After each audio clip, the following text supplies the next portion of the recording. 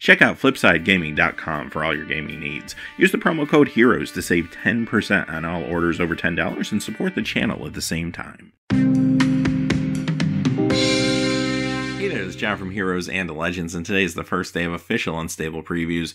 We got a lot of cards to look at. We got a lot more information about the set. We learned more about the contraption mechanic, which was kind of teased on Friday. Talked about it in a video there, but we got a lot more details to talk about today. Got some product shots and some other things. So whole lot to look at. I want to jump right in. Now quickly before we get started, just a real fast reminder.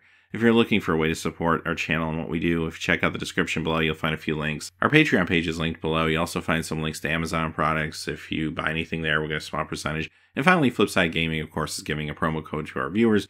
You can actually pre-order Unstable there, among a whole lot of other things. So check it out. You might be able to save some cash. With that being said, let's get into it. We got a lot to talk about. All right, let's start off with a product shot. We have the Unstable booster box here, and we actually saw a picture of this floating around a few days ago. We just didn't see the booster packs. Let's take a closer look at the art on the packs. Here you go. Probably what you'd expect from Unstable. Looks pretty crazy. So let's keep going. They actually showed a few other pieces of art, which I thought were pretty awesome. Now, these are actually going to be giveaways at LGS's during the launch weekend. They didn't say how many each store will get or what the criteria is for giving them away. It sounds like maybe they're prize support for tournaments. Maybe they're just door prizes. I don't know. But there's going to be one of these for each of the factions. We'll talk more about the factions in just a few seconds. But what's cool is we found out that basically all of the contraption cards, which don't have any borders, are just like kind of like full art, at least full bleed art, I guess is the better term for it, cards, that they actually form a complete picture. That's kind of interesting. So I thought it was an awesome idea. So let's quickly scroll through these 5 just so you see what these prizes look like. They actually look really sweet. And this is a great idea for future Magic sets, even a standard set. I mean, give away an illustration of some like really key art or something. Looks really cool. So it's neat that it's all done by like the same artist. Really awesome stuff. So there you go. So what else did we learn today? There's just tons of stuff to talk about. Let's quickly go over the factions in case you weren't aware of them. But what's really important about this slide is each faction is going to have a watermark. You'll see the watermark sometimes in the bottom right corner of the cards, and you'll notice that in some of the cards we look at today. Now, these watermarks do interact with the rules text. You're going to find cards that will interact with cards with certain watermarks, so that's actually pretty awesome. And you have Order of the Widgets, and this looks like a gear and castle. Agents of SNEAK looks like a umbrella and a key. League of Dastardly Doom, it's a light bulb and explosion in it. Goblin Explosioneers, as you could imagine, dynamite and bombs. Crossbreed Labs, you get the double beaker. So just wanted to point out those so you recognize these particular watermarks as we go through because they will be relevant. All right, what else did we find out? There's just so much to talk about. Well, we got a higher res picture of these 5 John Avon basic lands. And we've seen these before, we've talked about them before, so I don't want to spend a whole lot of time, but they look so good in the high res. I just want to show them to you here. They look so sweet. So looking forward to these. This is motivation probably for a lot of people to just simply buy this particular product. Okay, the first card we're going to see is actually a card we knew was going to be in the set. This is the first time we're seeing it as an unstable card. This is Sword of Dungeons & Dragons. This is a mythic. It was, of course, part of the HasCon limited release product. You could only either buy that at HasCon or they had a very limited amount available on the Hasbro website. So if you weren't lucky enough to go to the actual convention and get it there or buy it on the website, then you probably don't have this card. As far as we know, this is the only card that's being reprinted right now from that collection in the set, but it's a super sweet card. Of course, it ties in with Dungeons & Dragons. Just a really cool idea. So glad it's there. It's another opportunity for players to actually get it and try it out. Next, we have Steen Flagger Boss, another card we already knew was going to be in the set. Again, the first time we're seeing it as an unstable card. It does have a black border because it is technically a black border card, so keep that in mind. Now, another reason I wanted to bring it up quickly was because we're going to talk about contraptions in just a few seconds.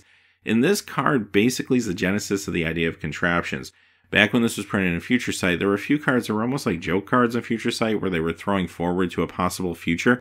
And when they designed this card, they wanted to come up with something that just sounded crazy and ridiculous almost. And that's what they came up with. So all these years, Mark Rosewater has been trying to actually turn this into a mechanic.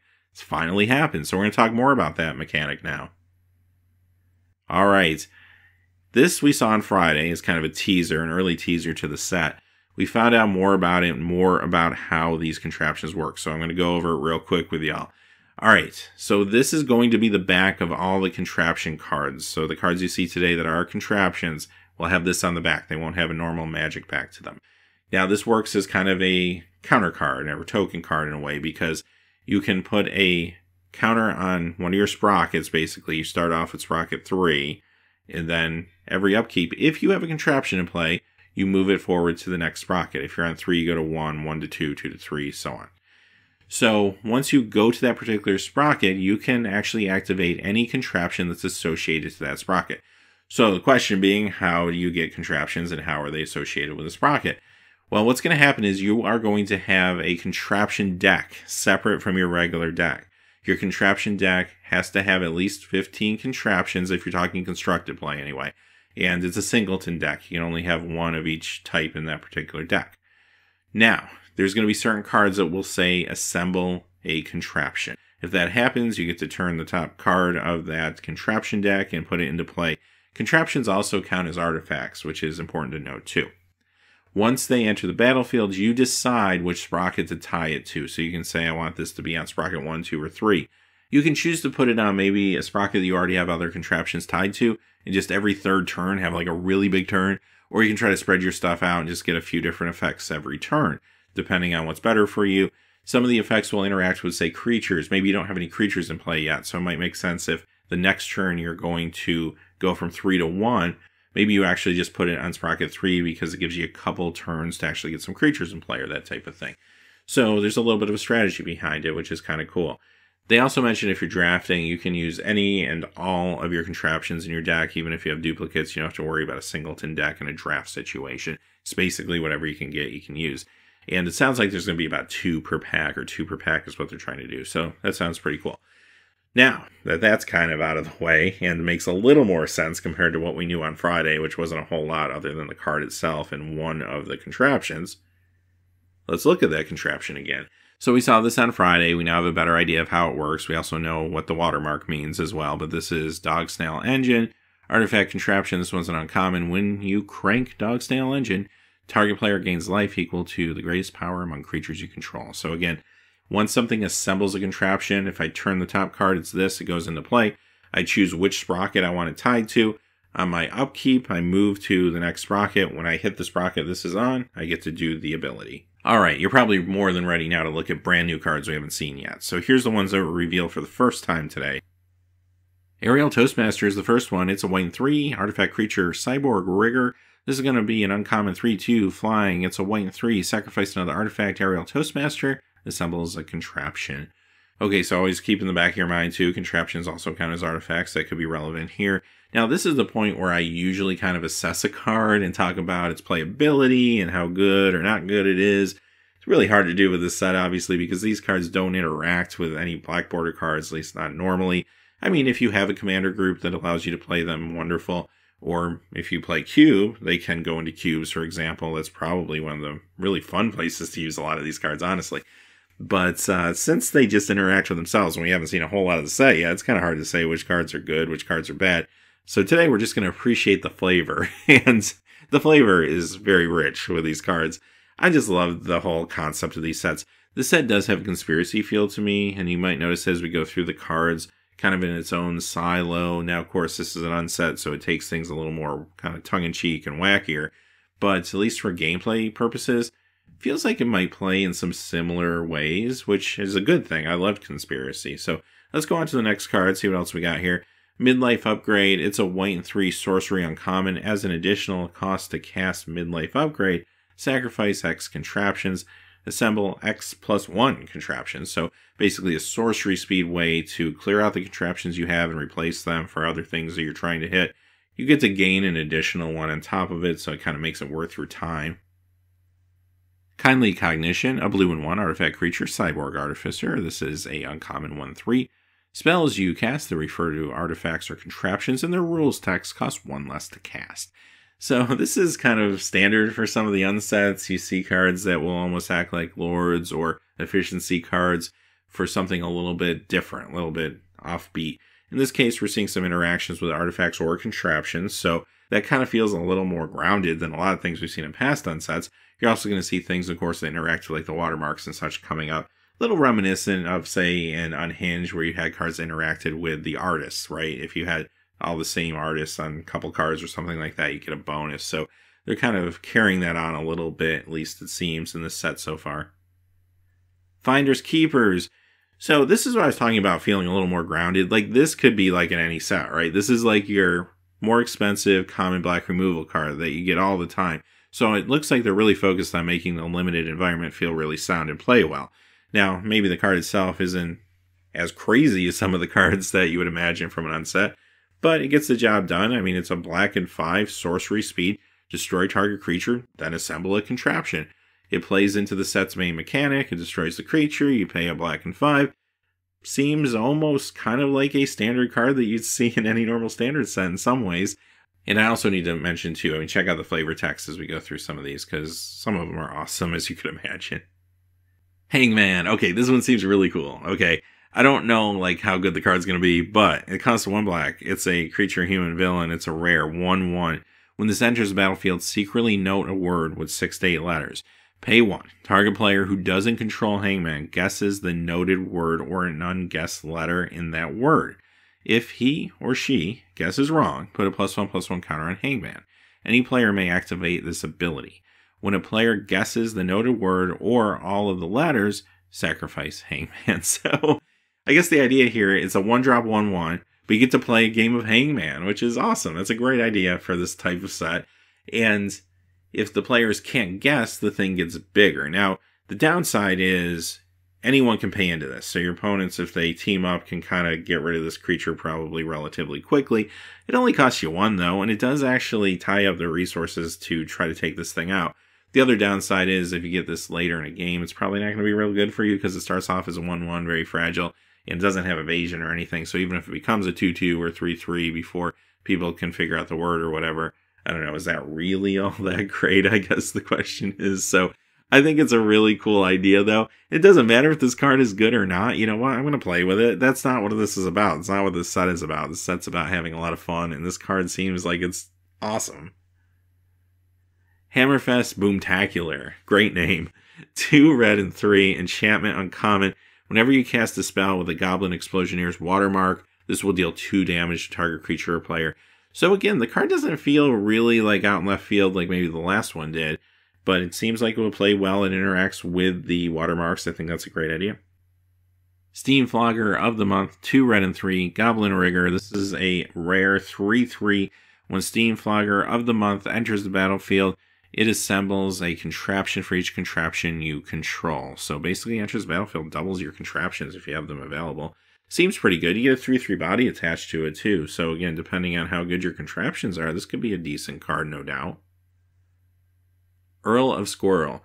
2 green and 4. Squirrel Advisor. This is a rare 4/4. It has Squirrel Link. Of course it does. Why wouldn't it? Damage dealt by this creature also causes you to create that many 1/1 green squirrel creature tokens. Creature tokens you control are squirrels in addition to their other creature types. Other squirrels you control get +1/+1, so those tokens are actually 2/2s.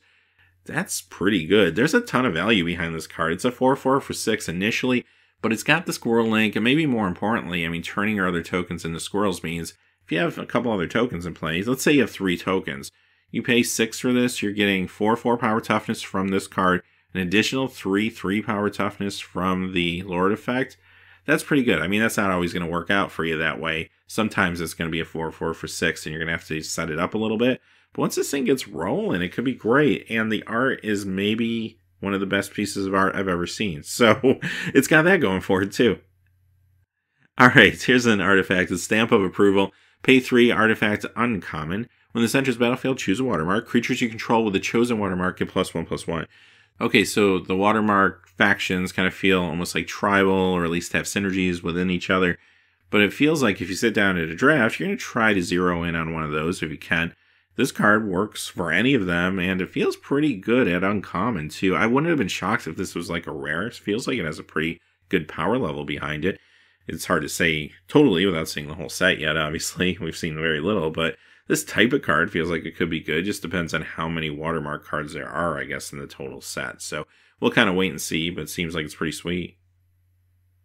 Water Market. Another card that feels like pretty nice power level. Again, it must depend on how many of these watermark cards are actually there. This is a rare land. Pay 2, tap for 2 colorless mana.